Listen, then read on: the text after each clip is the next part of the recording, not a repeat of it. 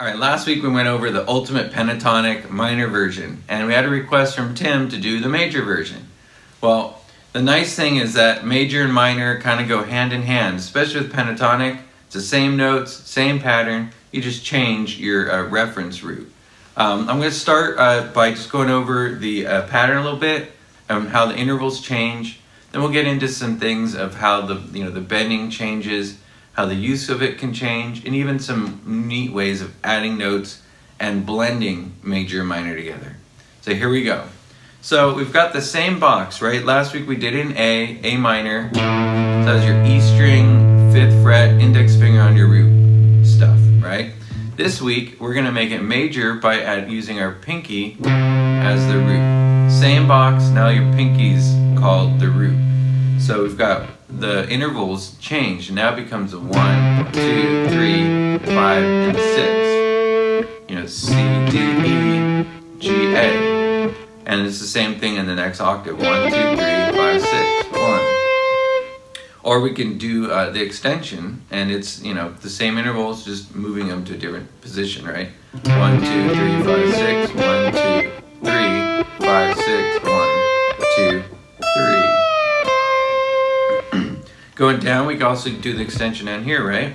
So we've got the 1, 6, 5, 3, 2, 1, 6, 5, 3, 2, 1. And there's our 1, 6, 5, 1. So that falls right into that A string and bar chord very nicely.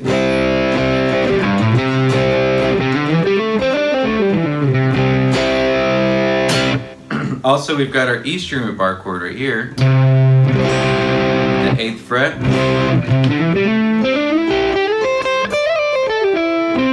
You even stick your root on the 10th fret of the D string there, and that's right, you know, 1 fret up from your 3rd. Just outlining that bar chord.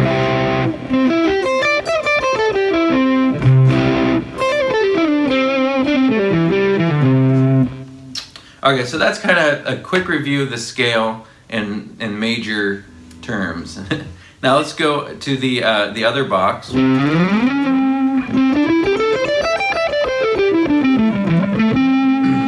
last week we went over it in A at the 12th fret with your index finger on the root. Now we'll go over it in C with your pinky on the root. Same intervals, right? 1, 2, 3, 5, 6. 1, 2, 3, 5, 6. 1, 2, 3, 5, 6. So we just got to be careful with how we use it now. You know, same extensions apply, right? We'll go over that real quick. 1, 2, 3, 5, 6. 1, 2, 3. Go shift up on the 3, 5, 6 up there. Also going down, I'll go down from the root. So 13th fret of the B string. We've got the root, 6, 5, and 3, 2, shift down to the root down there.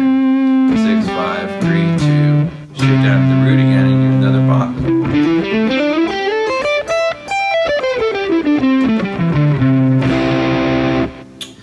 So that's the scale pattern. That's the intervals.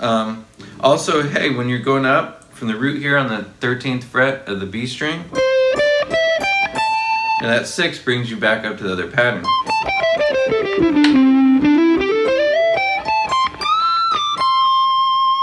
So that's a quick review of the intervals. Now let's talk about some ways of using it, how the bends change, how we can add a couple of notes, and also how we can merge the minor and major pentatonic, which is when I think it gets kind of cool.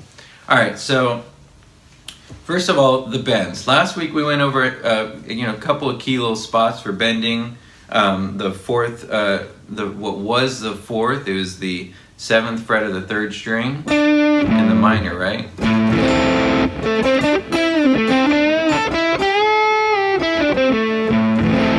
But now if we're in the major, that 4th is now the 2nd bending to the 3rd of the chord.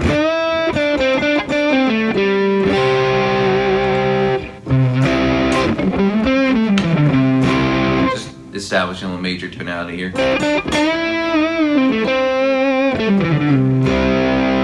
What we were bending before, which was a flat 7 to the root, is now going to be the 5 to the 6. So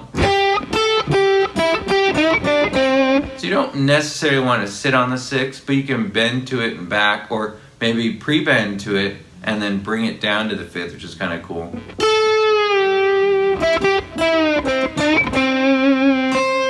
Or even hit the root and then do the pre-bend on the 5th, or 6th to the 5th. And that's also where that one trick comes from too, where you hold down with your pinky the first 2 strings. It's going to be the root and the 5th, 8th fret. That's your root and your 5th, and then you're bending the 2nd up to the 3rd.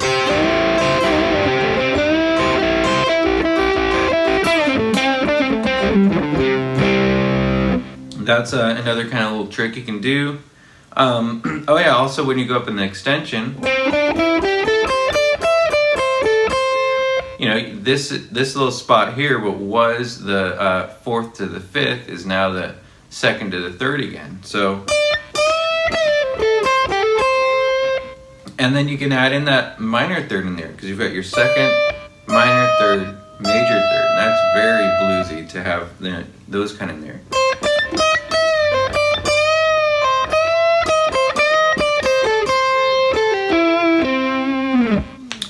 So that's a little quick, you know, kind of review of this box. Then the box with the A string root.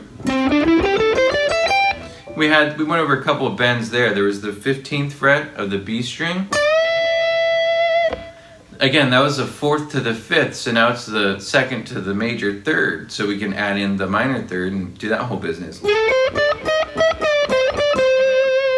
Or the now the top note, the 15th fret of the 1st string, was the what was it? Flat 7 to the root. Now it's the 6, the 5 to the 6. So you can maybe do the pre-bend thing on the 5th again.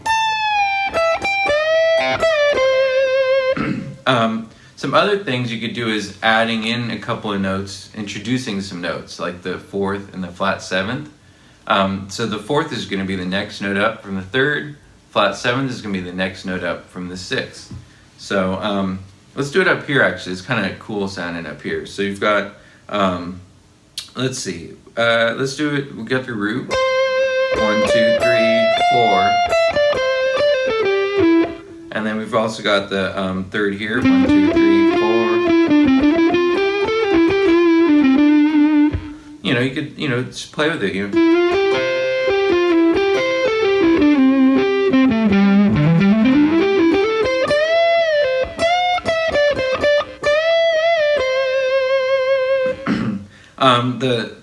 after the 6, you've got that flat 7th, right? So you've got the 1, 2, 3, 5, 6, flat 7. And the nice thing about the flat 7 is you can bend it to the root, is a whole step bend, so it's nice.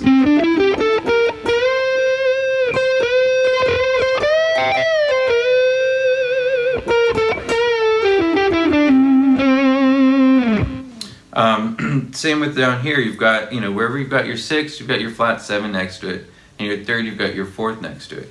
Another good spot is in the little extension off the E string root.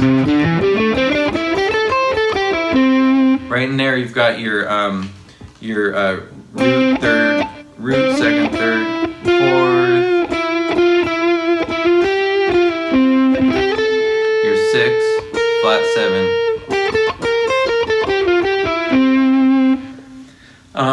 And what starts to kind of take place is we start to see how, you know, this is a little bit similar to our minor pentatonic. Minor pentatonic was root, flat 3, 4, 5, flat 7. Major pentatonic is 1, 2, 3, 5, 6. So when you kind of mush them together, you've got, you know, all these different intervals you can play with. And keeping in mind that, you know, whatever chord you're playing over makes a big difference. So here, let's assume we're playing over a major chord or a dominant chord, C, C7, right? So we've got a 1, 2, 3, 5, 6, 1. But then if you make that into a minor pentatonic, you've got 1, flat 3, 4, 5, flat 7, 1, flat 3. All based off of this E string root here, right? Which is kind of classic E string root bar chord.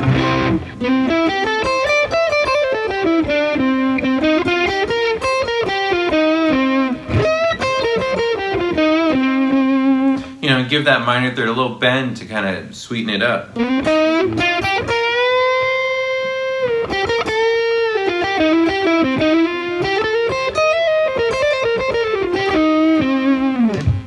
Alright, well, have fun with it, and I'll see you next time.